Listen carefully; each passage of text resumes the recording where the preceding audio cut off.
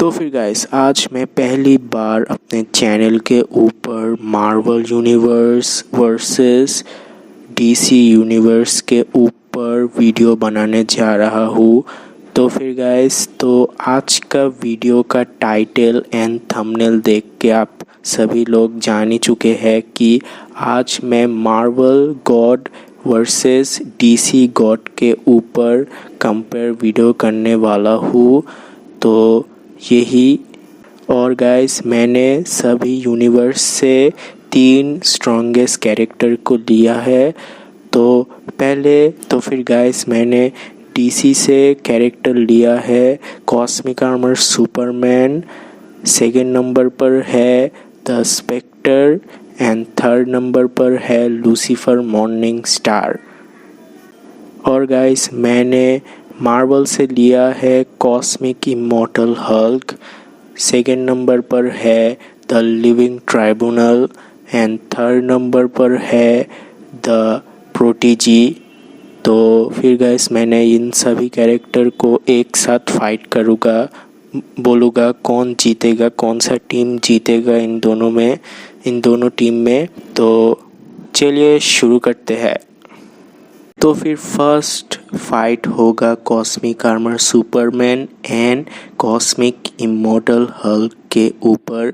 तो फिर पहले हम बात करेंगे कॉस्मिक आर्मर सुपरमैन का पावर्स एंड एबिलिटीज़ के बारे में। तो फिर जब कॉस्मिक आर्मर सुपर बताया जाता है कि cosmic armor Superman and Ultraman का फ्यूज कैरेक्टर है। तो इन दोनों का पावर्स को लेके फुल पोटेंशियल को लेके कॉस्मिक आर्मर को बनाया जाता है। एंड जब कॉस्मिक आर्मर जब बनता है तो वो एक रोबोट होता है जो बहुत ही पावरफुल होता है। तो एक कैरेक्टर है मैनड्रैक नाम। तो जब मैनड्रैक पूरे डीसी मल्टीवर्स को कंज्यूम कर रहा था, मतलब डीसी मल्टीवर्स को खा रहा था वो, तो फिर आप समझ जाओ। और मैनड्रैक इसलिए ये सब कर रहा था क्योंकि उसे लगा था कि अगर वो पूरी डीसी मल्टीवर्स को अगर वो कंज्यूम कर ले तो वो बहुत ही स्ट्रॉन्ग हो जाएगा। तो इसी चीज़ को रोकने के लिए कॉस्मिक आर्मर सुपरमैन को बनाया गया था। तो जब कॉस्मिक आर्मर एंड जब मैनड्रैक फाइट कर रहे थे उस वक्त मैनड्रैक को कॉस्मिक आर्मर सुपरमैन सिर्फ कुछ ही मिनट में हरा देता है। तो फिर आप समझ जाओ कॉस्मिक आर्मर कितना ज़्यादा ताकतवर है। और जब कॉस्मिक आर्मर को ज़्यादा तकलीफ़ भी नहीं हुआ था मैनड्रैक को हराने के लिए, तो फिर आप समझ जाओ। और कॉस्मिक आर्मर के पास ये भी एबिलिटीज़ है कि वो जो भी पावर्स के बारे में सोचेगा वो पावर्स उसके पास आ जाएगा। और कॉस्मिक आर्मर सुपरमैन एक नाई ओमनीपोटेंट एंड नाई ओमनीसियन कैरेक्टर है। तो फिर आप समझ जाओ कितना ज़्यादा ताकतवर है।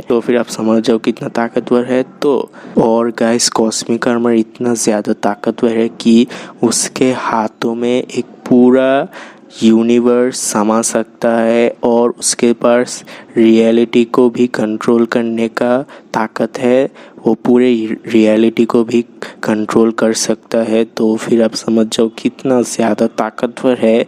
और ये वर्जन सुपरमैन का आज तक का सबसे स्ट्रॉन्गेस्ट वर्जन है। फिर आप समझ जाओ कितना ज़्यादा ताकतवर है।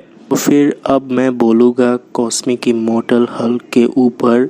तो फिर गाइस कॉस्मिक इमॉर्टल हल्क को समझने के लिए आपको पहले द वन बिलो ऑल को समझना ज़रूरी है, क्योंकि guys one below all counter part है द वन अबव ऑल से।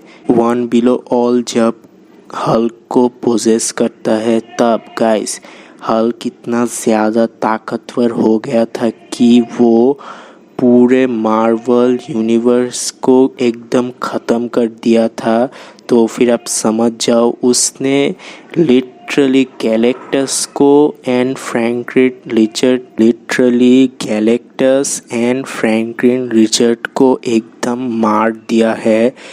तो फिर आप समझ जाओ एंड हल्क उस वक्त पूरे मार्वल मल्टीवर्स में अकेला था और कोई भी कॉस्मिक बीइंग। तो फिर आप समझ जाओ कि हल्क कितना ज़्यादा ताकतवर है। एकदम हाफ पॉपुलेशन को एकदम एक ही पंच में मार दिया। एक ही पंच में पूरा एक प्लेनेट का हाफ पॉपुलेशन को ख़त्म कर दिया।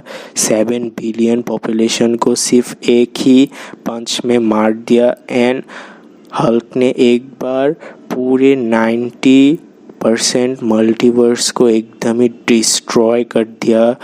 तो फिर आप समझ जाओ कितना ज़्यादा ताकतवर है। एंड गाइस हल्क पोजेस है द वन बिलो ऑल से। तो फिर गाइस अब इन दोनों में कौन जीतेगा इस फाइट के अंदर, तो चलिए देखते हैं। फिर गाइस मैंने cosmic armor Superman and cosmic immortal Hulk के ऊपर तो बोल ही दिया है। तो फिर इन दोनों का अगर फाइट होता है तो फिर गाइस मुझे जहाँ तक लगता है इन दोनों का फाइट का विनर होगा कॉस्मिक इमॉर्टल हल्क।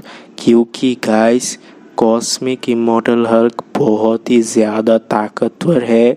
उसने literally Franklin Richard and Galactus को मार दिया है, जो कि एक फ्रैंकलिन रिचर्ड मल्टीवर्सल से भी ऊपर का कैरेक्टर है। तो हल्क ने उसे ही हरा दिया। तो फिर आप समझ सकते हैं। एंड जब कॉस्मिक आर्मर जब मैंड्रेक के साथ फाइट कर रहा था तब कॉस्मिक आर्मर भी बहुत ही डैमेज हो गया था। सुपरमैन को भी बहुत ही ज़्यादा डैमेज हो गया था सिर्फ मैंड्रेक के साथ फाइट करने से ही, और वो भी बहुत ही कमज़ोर हो गया था। तो इसीलिए मुझे लगता है cosmic armor Superman and cosmic immortal Hulk में कॉस्मिक इमॉर्टल हल्क ही जीतेगा। तो फिर नेक्स्ट फाइट के ऊपर चलते हैं। तो फिर गाइस तो सेकेंड फाइट होगा लिविंग ट्राइब्यूनल वर्सेस स्पेक्टर। तो फिर गाइस स्पेक्टर एक ऐसा कैरेक्टर है जो कि सर्वेंट है द प्रेजेंस का। यस गाइस तो फिर गाइस जब स्पेक्टर अपना ऑल पावर स्पेक्टर फॉर्म को जब अचीव करता है तब उस वक्त गाइस स्पेक्टर ने लिटरली एंटी मॉनिटर को हराया है, जो कि पूरा मार्वल मल्टीवर्स को डिस्ट्रॉय कर रहा था। तो उस कैरेक्टर को लिटरली हराया है। तो फिर आप समझ सकते हैं कितना ज़्यादा ताकतवर है। और अगर प्रेजेंस अगर स्पेक्टर को अपना फुल पावर को दे दिया तो फिर स्पेक्टर नाई ओमनीपोटेंट, नाई ओमनीसेंट एंड नाई ओमनीप्रेजेंट हो जाएगा। तो फिर आप समझ जाओ कितना ज़्यादा ताकतवर है। तो अब हम बात करते हैं लिविंग ट्राइब्यूनल के बारे में। फिर गाइस तो living tribunal the overall God the one of all ने बनाया है। क्योंकि अगर सब पूरे मार्वल मल्टीवर्स में जज की तरह काम करता है लिविंग ट्राइब्यूनल। तो फिर guys living tribunal the one of all का राइट हैंड है। तो फिर आप समझ जाओ कितना ज़्यादा ताकतवर है। तो फिर गाइस ऐसा जब होता है लिविंग ट्राइब्यूनल नाई ओमनीपोटेंट, नाई ओमनीप्रेजेंट एंड नाई ओमनीसिएंट कैरेक्टर है।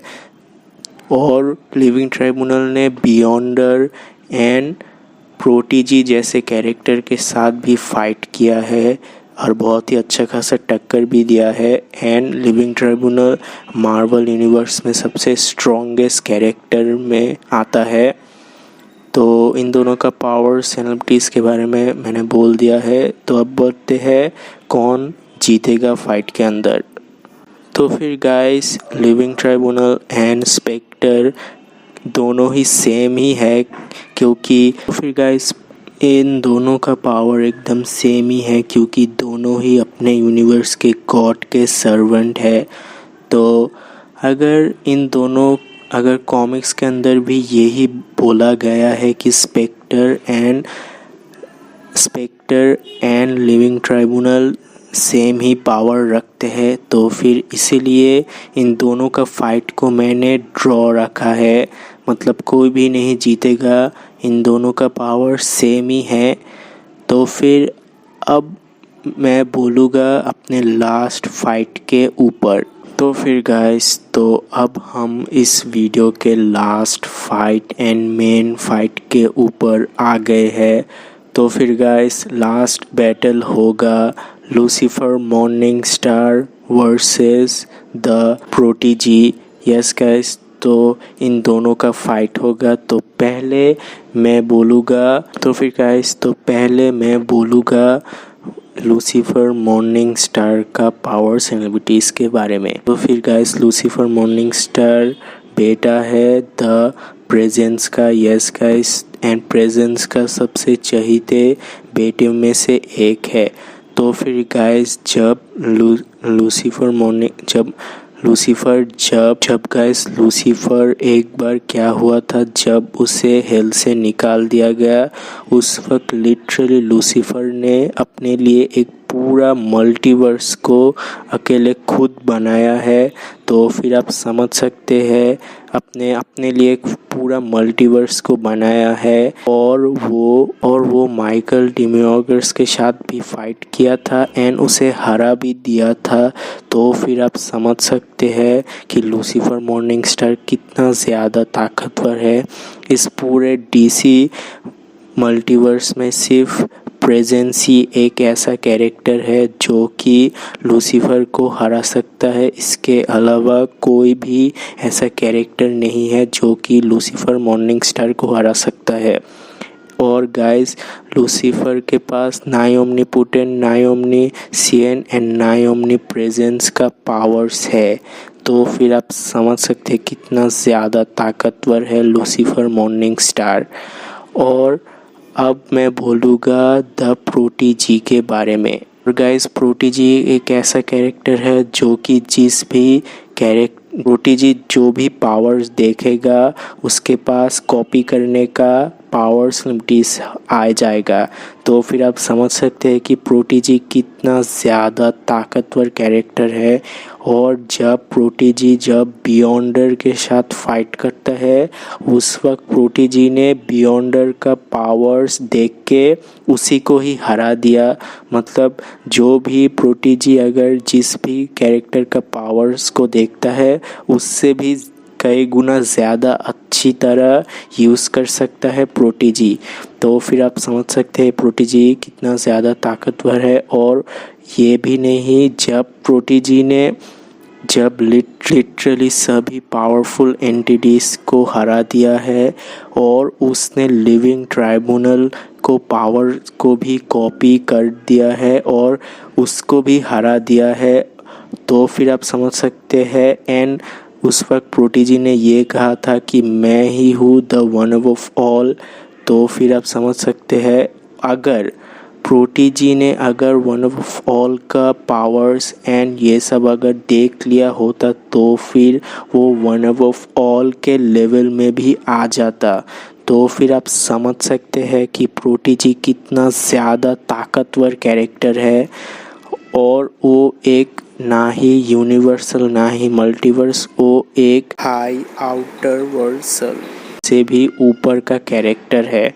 अब बोलते हैं लूसीफर एंड प्रोटीजी में कौन जीतेगा।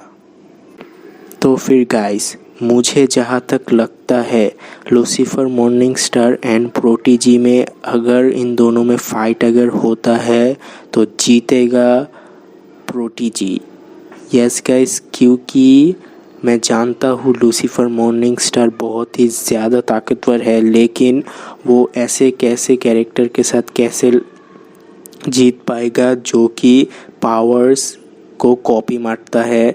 तो फिर मुझे नहीं लगता लूसीफर मॉर्निंग स्टार प्रोटीजी को हरा सकता है, क्योंकि प्रोटीजी ने लिटरली बियॉन्डर को पावर को कॉपी कर दिया है एंड उसको भी हरा दिया है। और उसने लिटरली लिविंग ट्राइब्यूनल को भी हरा दिया है।